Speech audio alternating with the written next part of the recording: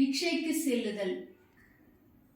பிரம்மச்சரிய தீட்சையை பெற்ற பின் பிரம்மச்சரிய நடைமுறைப்படி சங்கரரும் வீடு வீடாக சென்று பிக்ஷை எடுத்து அதை தன் குருவிடம் சமர்ப்பித்து வந்தார்.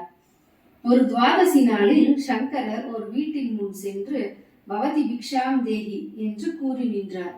அந்த பெண்மணி மிகவும் வறுமை நிலையில் இருந்தார். தன்னிடம் கொடுக்க எதுவும் இல்லையே என வருந்தினார்.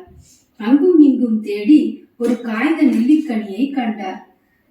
பிரம்மச்சாரியை வெறும் கையுடன் அனுப்ப முடியாதே, சரி இந்த கனியையாவது கொடுக்கலாம் என்று எண்ணி குழந்தை சங்கரனிடம், என்னிடம் கொடுப்பதற்கு வேறு எதுவும் இல்லை, தயவு செய்து இந்த கனியை பெற்றுக்கொள் என்று கூறி காய்ந்த நெல்லிக்கனியை சங்கரரிடம் கொடுத்தார்.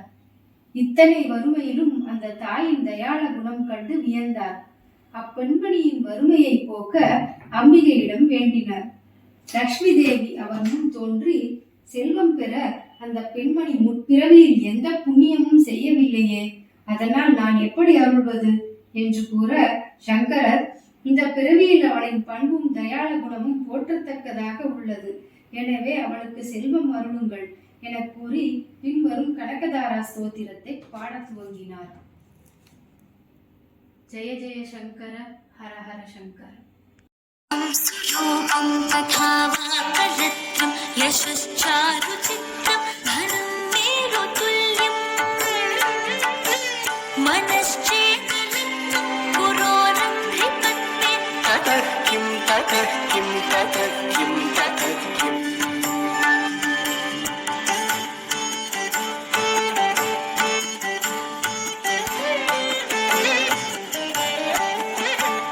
कलत्रं धनं पुत्रपौत्रादि सर्वं गृहं बान्धवा सर्वमेतद्धि जातम्